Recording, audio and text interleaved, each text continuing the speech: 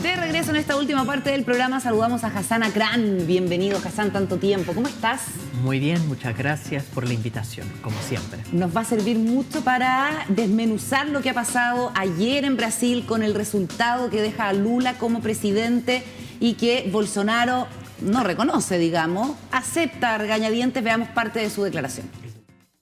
La derecha surgió de verdad en nuestro país. Nuestra robusta representación en el Congreso muestra la fuerza de nuestros valores: Dios, patria, familia y libertad. Integramos distintos liderazgos en Brasil. Nuestros sueños siguen más vivos que nunca. Por la orden. Somos a favor del orden y del progreso. Aún enfrentando a todo el sistema, superamos con la pandemia y las consecuencias de una guerra. Siempre fui rotulado como antidemocrático y, al contrario de mis acusadores, siempre jugué dentro de la cancha de la Constitución. Jamás hablé en controlar a los medios y a las redes sociales. Mientras sea presidente de la República y ciudadano, seguiré cumpliendo todos los mandatos de nuestra Constitución. Ya, primer presidente de Brasil que no gana la reelección, una derrota para Bolsonaro. ¿Cómo lo ves, Hassan Akran? Yo no lo veo como la derrota contundente de Bolsonaro que algunos analistas están diciendo que es. Sin duda perdió, y eso es notable porque desde Cardoso todos los presidentes brasileños han logrado reelegirse. Sin embargo, Bolsonaro no es un presidente típico. Es muy similar a Donald Trump. De hecho, su discurso de reconocimiento de la derrota, donde no menciona a Lula, donde en realidad no reconoce la derrota, sino que dice que va a respetar la Constitución, es muy similar a lo que hizo Donald Trump. Y si uno piensa en ellos como políticos típicos, que buscan entrar en la institucionalidad para implementar un paquete de políticas públicas, entonces se lee como una derrota total. Lo típico para candidatos que pierden es agradecer a su público, pero también reconocer y felicitar al contrincante y reconocer su victoria. Pero en tal caso, los partidos de derecha en este caso irían buscando otro candidato, porque al final las ideas son más importantes que las personalidades.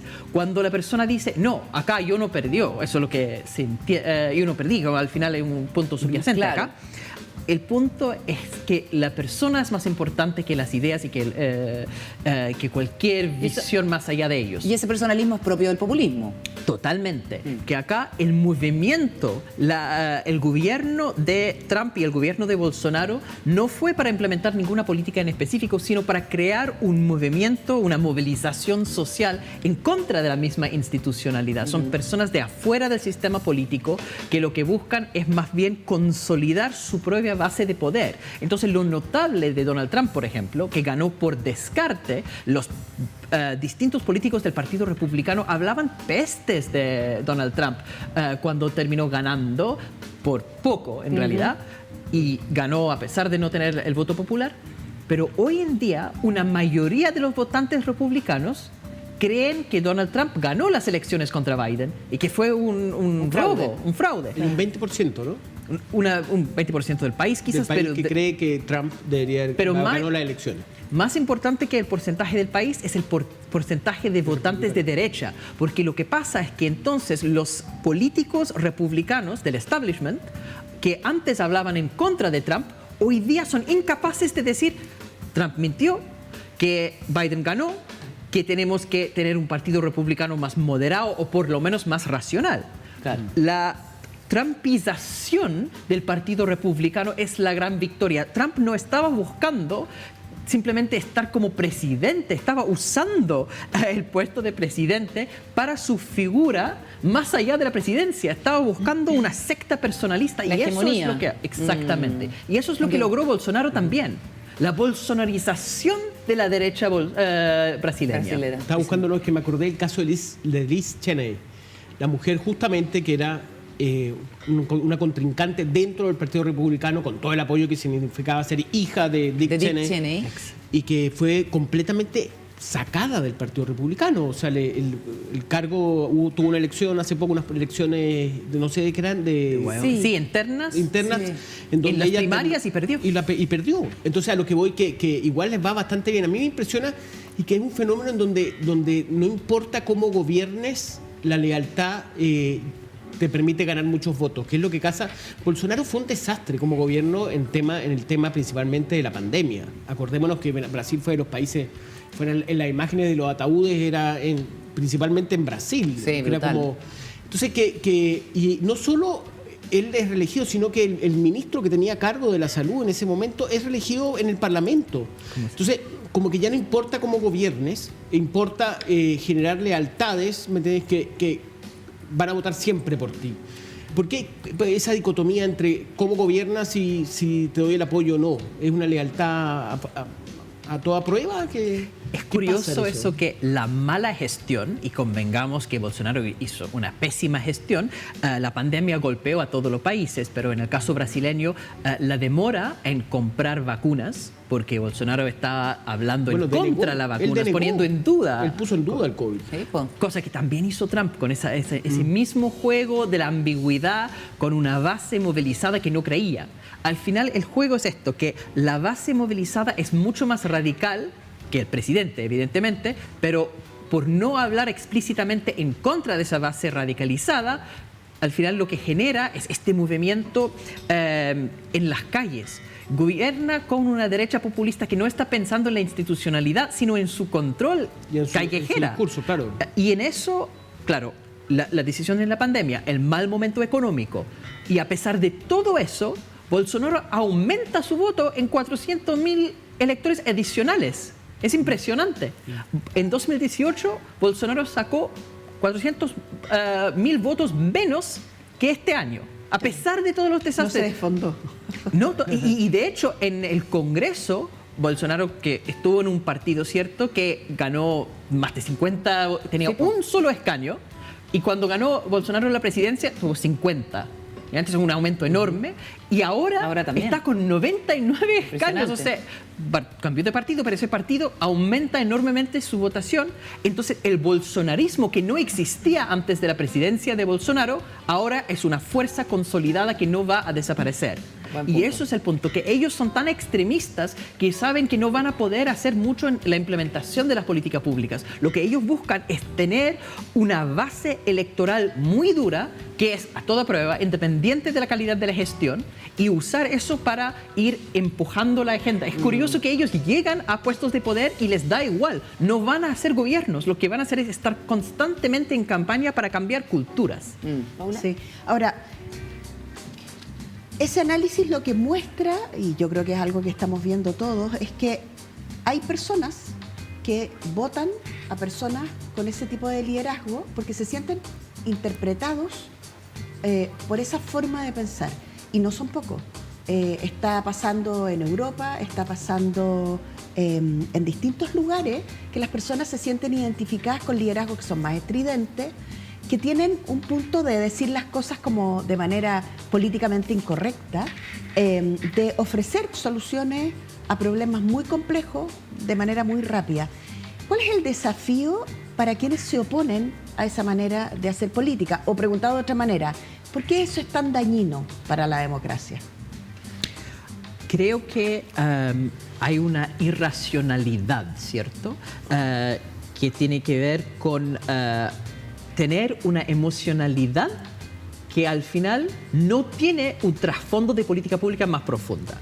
Al final, en una democracia representativa, lo que uno espera de los diputados y diputadas y también del Ejecutivo es que canaliza las emociones del electorado hacia alguna propuesta concreta de política pública. Eso es la tarea representativa, que al final uno no puede esperar del electorado un conocimiento profundo de los distintos tipos de política pública. Entonces, todo el punto de tener un sistema de partidos es para simplificar esta decisión. De la misma forma que cuando uno habla de leyes de etiqueta, al final uno está mejorando la calidad de información que llega al cliente. Los partidos políticos buscan precisamente una simplificación, una alineación emocional, pero con un trasfondo que es un paquete de políticas públicas. En el caso de estos liderazgos populistas está la emocionalidad, está la interpelación, pero no está la propuesta concreta. Y eso es muy dañino, porque puesto que no tienen ninguna propuesta concreta, pueden hacer argumentos que son simplemente irracionales o incoherentes, siempre para mantener su poder emocional. Y eso claramente está haciendo mucho daño al debate público. Las noticias falsas, que ahora son pan de cada día, es parte de eso. Precisamente porque no tienen una propuesta concreta, pueden simplemente mentir o usar Pero esas sin noticias. costo, además. O Sin sea, ningún como- costo, porque no tiene que volver a ninguna propuesta concreta. Eso es el problema. Y al final, cuando lo que buscan es siempre consolidar su base de apoyo más duro, no están con la necesidad de tejer grandes mayorías. Su trabajo es netamente destructivo, es dificultar los cambios, ir manteniendo sus cuotas de poder, y en ese trabajo destructivo es mucho más fácil que un trabajo propositivo. obviamente. Claro. Constructivo. Hassan, hablemos también de lo que representa el triunfo de Lula, que es celebrado por todas las autoridades a nivel mundial, muchos con bastante alivio, y que viene a consolidar una mayoría de gobiernos progresistas en América Latina, además de dejar otras lecciones como los volubles, que son las mayorías, digamos que nadie logra dar continuidad a un gobierno, sino que se están cambiando los signos políticos permanentemente. ¿Cómo crees que queda el mapa y cuánto le sirve al progresismo de América Latina, por decirlo de alguna manera, la llegada de Lula al poder? ¿Hay similitudes entre los gobiernos actualmente en la oficina? Si uno mira el mapa de los gobiernos de Latinoamérica, se ve que son casi todos de izquierda, ¿cierto? Quedan así Ecuador y un par de países más que tienen gobiernos de derecha, pero parece, si uno simplemente ve el mapa, que hay una ola de izquierda. Pero en realidad, si uno va más a trasfondo, no es así, ¿no? Vemos en el caso de Chile, Gabriel Boric está en el gobierno, pero con la tremenda votación de rechazo, no estamos viendo una izquierda que está avanzando realmente. En el caso de Brasil, una elección muy polarizada, con un candidato que tenía que perder si uno miraba todos los indicadores de política pública, y a pesar de eso sacó una tremenda votación, la elección más estrecha en la historia reciente brasileña. Ganó por 2 millones de votos, que en Brasil es una gota. Eso no habla de una izquierda que está avanzando, más bien un dique de contención mínimo en un contexto de avance de ultraderecha. Entonces, tener presidencias de izquierda o partidos de izquierda no quiere decir que la ultraderecha no esté avanzando. Y de hecho, el gran problema es que durante la crisis de COVID, todos los gobiernos empezaron a gastar mucho dinero que era necesario para ayudar a personas que no podían salir a trabajar. Entonces, el estímulo fiscal fue enorme. Eso en el último año de Piñera fue un gasto desmedido, y eso generó una deuda que le toca a Gabriel Boric resolver. La consolidación fiscal, que implica estancamiento en el empleo o incluso recesión con desempleo, una reducción real en los salarios, toda esa parte más dura ahora es responsabilidad de Boric, por lo que pasó durante los tiempos de Piñera. Y eso es exactamente lo mismo lo que va a pasar en Brasil, porque Bolsonaro durante COVID, aunque lo hizo pésimo, igual tuvo, por la lógica de la situación, que aumentar mucho el gasto fiscal para ayudar a la gente. Bueno, el último mes tuvo 4 paquetes, ¿no? De ayuda a aumentos de bonos, aumentó todas las políticas fiscales de ayuda, aumentaron el número de gente a la cual llegaba, realmente abrió la billetera, como dicen, en el último mes. Con el impacto de la inflación que eso implica. Exactamente, entonces le va a tocar a Lula hacer la parte fea, que es la consolidación fiscal, control de la inflación, que va a tener un costo. ¿A quiénes van a culpar por esa situación económica difícil? ¿Van a culpar a Bolsonaro por sus malas decisiones anteriores o van a culpar al actual gobierno? Obviamente el actual gobierno. Entonces, de forma que Gabriel Boric y la Convención Constitucional pagó por la necesidad de hacer esa consolidación fiscal, Lula también va a terminar pagando los platos rotos de Bolsonaro. Y eso es la dificultad, porque en este momento, con una ultraderecha movilizada, de hecho, que tiene más fuerza producto de la pérdida de la elección. Por eso es tan importante la negación de la derrota. Cuando ni Trump ni Bolsonaro dicen que perdieron, permite que sus huestes queden en el juego. Y sigan con ansiedad, sigan con la idea de que pueden ganar, que están ganando, que son líderes. ¿Qué pasa? No le da la palabra a la Paula, pero no, dale pero nomás. es sobre, qué va a pasar en las elecciones estadounidenses, de midterm, que le dicen. Es típico que en las elecciones de medio camino hay un voto de castigo contra el partido del presidente. Eso es típico. Típico, eso nunca ha fallado. Ahora, habían razones para pensar que sería diferente esta vez, principalmente porque la Corte Suprema, producto de los nombramientos de Donald Trump, se quedó muy a la derecha y empezó a hacer cosas como cambiar el fallo de Roe vs. Wade, que cambia el acceso a aborto. El tema de aborto en Estados Unidos, curiosamente, es un tema donde se moviliza mucho la derecha cristiana, pero la mayoría del país está a favor de aborto. Y cuando hay un cambio tan drástico, tan brusco, hay anticuerpos, y entonces se hablaba, y eso se notaba en las encuestas, de un auge de candidatos de los mismos demócratas en protesta por lo que hizo la Corte Suprema.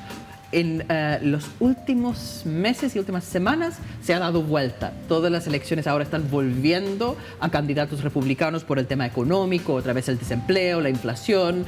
Hay entonces una gran probabilidad, diría yo, de la victoria de los republicanos, que podrían tomar tanto el Senado como una mayoría en la Cámara Baja, y eso con representantes trumpistas.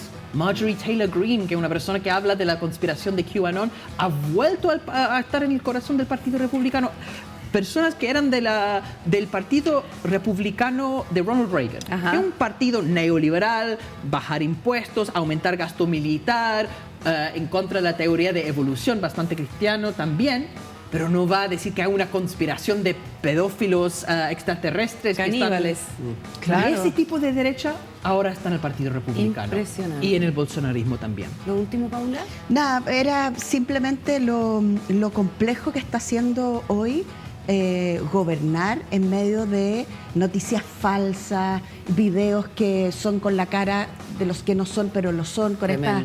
O sea, la verdad es que poder dirigir un país en el momento en que nos encontramos pasa a ser un desafío con múltiples tareas. Ya no es solo la política que conocíamos antes, es una política que tiene aspectos casi de ciencia ficción. Es imposible. Volvemos al mapa de América Latina, ¿no? Y parece que todos los gobiernos son de izquierda. En realidad, lo que pasa es que desde 2015 todas las victorias electorales han sido de las oposiciones. Entonces, lo que estamos viendo es que los gobiernos no logran reelegirse porque hay un voto de castigo enorme, precisamente porque no se logra comunicar con el electorado cuando un gobierno tiene que hacer políticas públicas que no tienen resultados inmediatos, como ocurre con la consolidación fiscal, como ocurre con reformas estructurales de largo plazo en pensiones o reformas tributarias, todo este tipo de cosas que son más complejas, que requiere de una comunicación política más sofisticada, que han quedado completamente fuera de camino porque el debate público, por las redes sociales, por las noticias falsas, están en ese tipo de debate. Entonces, el campo de las comunicaciones se ha vuelto central en eso y lamentablemente está dificultando mucho tener políticas públicas serias. Hassan Akran, un gusto tenerte como siempre. Muchas gracias por venir. Hasta la próxima. Gracias, Hassan. Gracias. Oye, se acaba el programa. Muchísimas gracias por la compañía, como siempre. Hasta mañana, Paula. Hasta mañana, Carolita. Hasta mañana, Juan Diego. Buenas noches. Gracias. Nos reencontramos. Que estén muy bien. Chao, chao.